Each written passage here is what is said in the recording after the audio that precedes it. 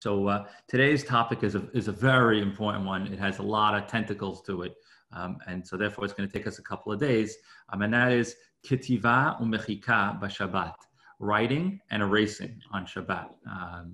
This is, like I said, this has many areas that it can go into. But let's start slow and build up, which hopefully is the way that'll keep it clear for everyone. So let's start with the melacha itself. What's asur from the Torah? So hakotev shte otiyot chayav. If you write two letters, you are obligated, right? So in other words, in order to violate the melacha on Shabbat, one has to write two letters. Now you may ask why two letters. There's lots of different possible answers to this question.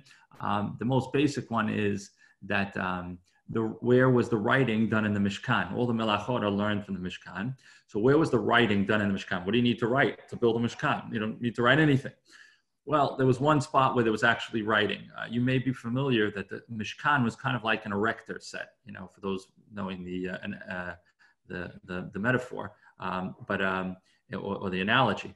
But basically, they had to put, like, if you ever used to putting your sukkah together or something, like you have all these different objects that had to be placed together, and where do you put this one and that one? And the precise fit was very important, even though most of them were pretty similar, but they each had their own place.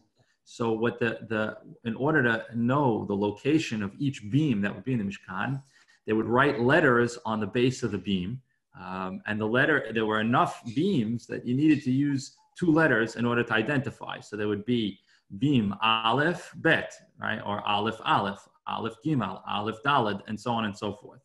So they used two letters in order to be able to identify which piece went where. So since they were using two letters, so that's why writing two letters would have been melacha on Shabbat. It's also something that is probably more to it than that, which is writing one letter is not writing. It's like it could be artwork, it could be a symbol. It's not writing. Whereas once you start putting two letters together, now you've created a word, or something. So that's also part of it. So it's similar to the stitch. I'm sorry? Similar to the stitch. You need two to make it. Yes, and as I said when we talked about the stitching, you need two, right? So there's other things that work that way as well. And two is kind of 2 points make a line. You might call it a pattern or something like that. Hamochek katav amenat lichtov b'mkom hanemchak shte otiyot chayav. But not only is writing two letters, but also erasing two letters, with the purpose in mind of writing in the place that you erased those two letters, right? So in other words, not erasing in and of itself is not the melacha from the Torah, but erasing with the intent that I need this space to put new letters, right? So I see Edward here, right?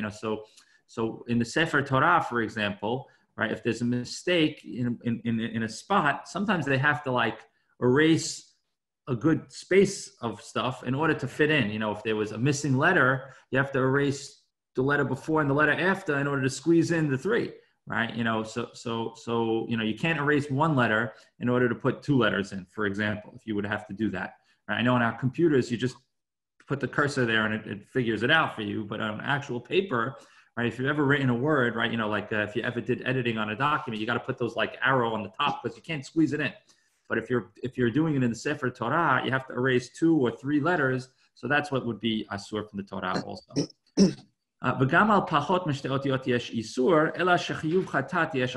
he says, now even though, let's say I just write one letter or I just erase one letter, it's still asur from the Torah, but it's not the full asur that I would have to bring a korban for it. So, but the basic concept is writing 2 letters or erasing 2 letters. It doesn't mean that writing 1 letter is okay. It just means that until you've written 2, it's not fully a letter. And we're going to talk about some other aspects of this. What constitutes a letter, right? Does it have to be a Hebrew letter?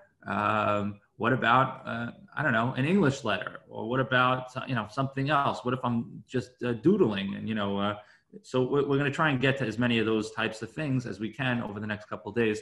But writing, as I was saying, it's a big deal because a lot of stuff comes out of this writing set of halacha. And it's interesting. It all starts with, you can't write 2 letters, right? It's like very minimal idea, and then that expands to a big amount of area in halacha, including one of the reasons we can't do business on Shabbat. The main reason you can't do business on Shabbat is because you can't write. And usually when you're going to do business, you're going to write something down. We'll get to that, but I'm just showing you how something so small, right? Oh, you can't write 2 letters. Okay, so I won't pick up a pen. I won't write 2 letters. Actually becomes a major. It impacts a lot of things, especially something that's part of what we'll call our bread and butter, which is doing business. You can't buy and sell, because when you buy and sell, the Chachamim understood you're going to write things down. So in order to not have situations where people write things down, they forbade buying and selling because of a gezerah, rabbinical decree, so that you not come to violate this melacha that we're talking about of writing 2 letters. So it's a pretty it's cool if you like legal codes and things like that. It's cool how things work and develop. Anyway, halacha bet kishenofel dio al haotiyot or shenataf sha'ava al haotiyot tzarich lizaher shelo limchok et hatishtush ki al yedei mechikaton yikarot haotiyot benaseh kemochek al menat lichtov v'chayav. Let's say a little bit of he's showing you another way that you can have writing, which is not the standard way that you think that you would have writing. Normally, when you think writing, you're talking about a pen or a quill or something like that, and you're, putting pen to paper or some other object and making it happen. He says, let's say you have letters on the paper already. It's already you wrote before Shabbat, and now something spilled on top of that.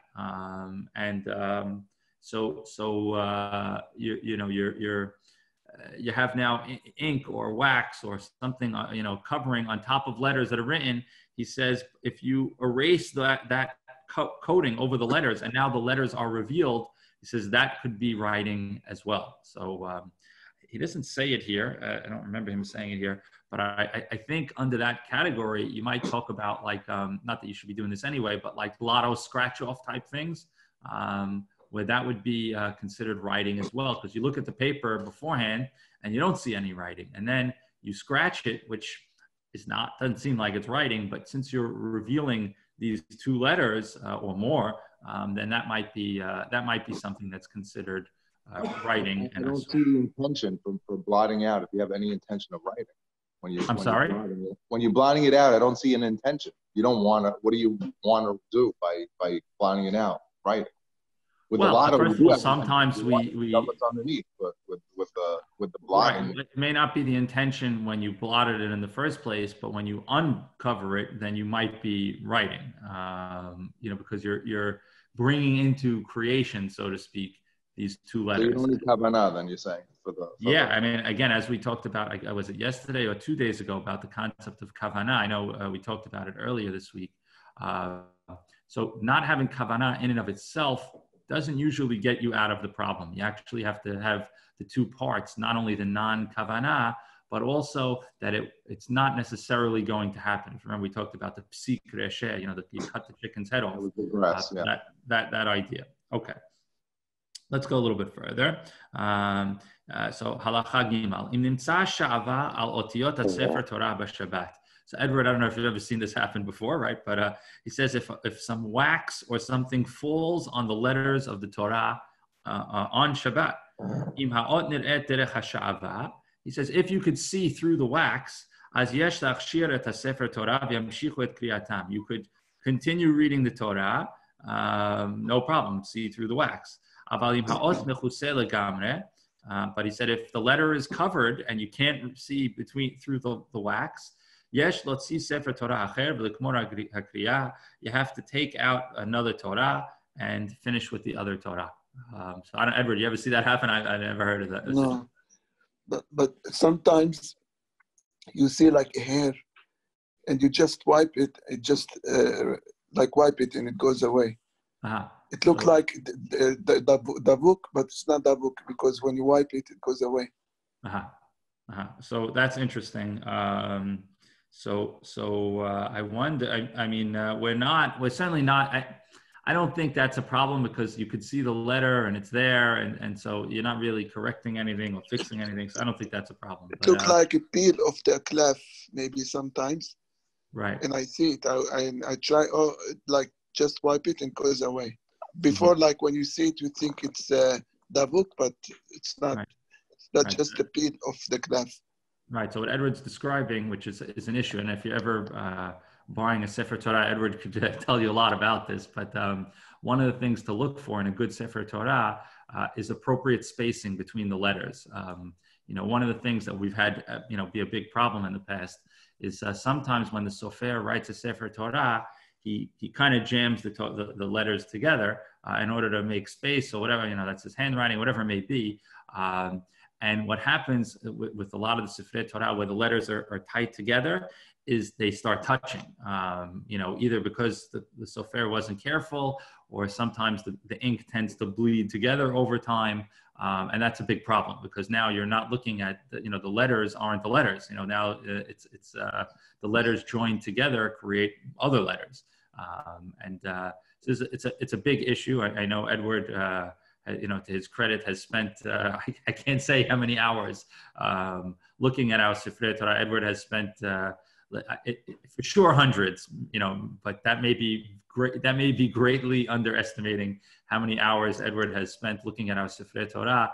And I think Jack has as well, looking at the Sifrei Torah, because it could be a problem, and they don't like to find, Edward does not like to find it on Shabbat, and then, so God bless him. He has spent, I can't say how many hours checking the Sifrei Torah on his own time.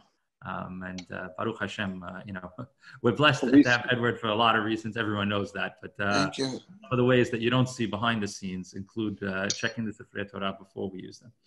Are we saying that the Sefer Torah over time actually changes, so we can read it one Shabbat and the next year the ink will spread and lightly? It's possible, right, Edward? I mean, yeah, that's why even if this Sefer Torah, like I remember one Sefer Torah that we read the whole year, so I know for sure I checked it last year, but still I have to check it this year because sometimes some stuff changes. Yeah. Right. Wow. Okay. I mean, it's very slight and very slow, but you give something over a year, it's been rolled, and you think kind of it's just sitting there, but it's not exactly just sitting there, because when you're rolling it, it's rubbing and so on. So it does get that activity. If there's proper spacing, it's usually not a problem. But a lot of if you look at the Sifrei Torah, you'll see that a lot of them, for whatever reason, I've learned from Edward, whenever someone shows me either a sample for a Sefer Torah or a sample from a sofer or one that's new, my first look is, what's the spacing like? All the other stuff is great, very nice, thank you, beautiful, nice letters, but the most important thing that I look at is the spacing between the letters and between the lines. It's not only next to one another. Actually, some of the bigger challenges are the lines up down. A lot of times what'll happen is like they write and then like they leave a little artistic, whatever on the bottom or on the top. And they're not realizing that the Sefer Torah has, I don't know if you've noticed, but on the parchment, it has the lines, and that's something that it has to have. So they create those lines first, right? And then they're writing after. So the space between the lines is what it is. Once it's there, you're not going to change that. So to write precisely and to not have the line above and the line below meet is very challenging, especially since they're not writing the whole thing all at once, right? They're writing it over months or a year or more sometimes. So it's a very challenging thing for them to do. So paying attention to that and seeing how the sofer paid attention to that, I would say, and Edward, back me up on this. I would say that's the number one thing that you could look for when you're if you're buying a Sefer Torah for your family or something like that. The first thing you want to look for is, does the person leave the appropriate space? Because you don't want to have a Sefer Torah, of which we have more than one, where that it wasn't taken into account as much, and then we find many. We have Sifrei Torah that we've found. Edward, you tell me the number. I mean, but more than tens of mistakes. More than tens of issues that need to be fixed and repaired. And I'm thinking of one Sefer Torah in particular that we have.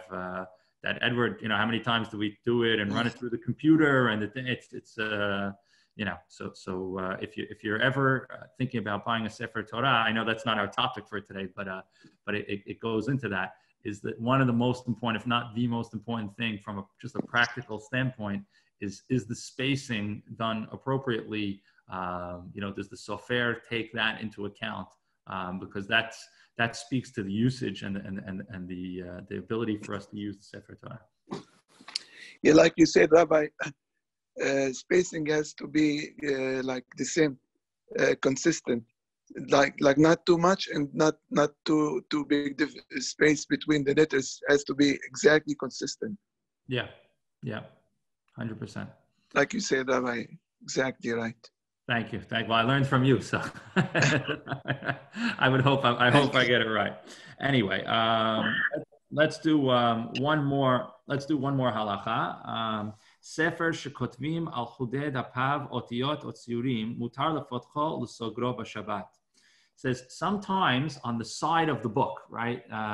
You'll see things that are there, right? It may say property of Deal Shul or maybe an image of something, something like that. So you may be concerned, when I open it, am I, damaging the letters, right? And there are actually rabbis and opinions that say you may not open that book. I remember, I don't remember where, but I in the back of my head, I remember being somewhere where they put those stamps on the side of the book, and someone went crazy. You can't open it on Shabbat, which is the whole point of the book, of course. But we don't hold by that. But it's interesting, again, like I said, this area of halacha, the writing has lots and lots of tentacles to it, lots of different places that it goes to, but you're allowed to do it. And he actually says, he says, better,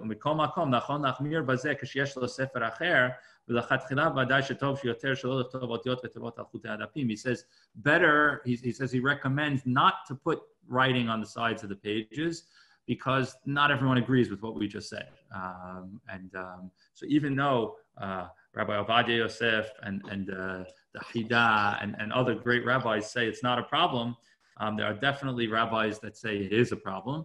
Generally, they're of the Ashkenazic persuasion. That's not to say that all Ashkenazim say this, but a lot of the Ashkenazim do, and therefore we should not do that in order to not put somebody else in a little bit of a situation for them, that follows that opinion. So anyway, let's stop here for today. We've got a lot more to go on this writing for Shabbat concept. So hopefully we'll be able to have 2 more classes before the holiday, Monday, Tuesday. And then Wednesday, we'll see. Wednesday, I didn't figure out the schedule yet because Wednesday we have to do the Siyum Bechorot. I'm not sure what the Wednesday schedule is going to be. I'm going to start thinking about that at some point today. Okay. Any questions? Rabbi. No. I have a question after everyone's done. Okay. No problem. I just have one question. Go ahead, John. The machzorim, how are you going to handle the machzorim distribution? We actually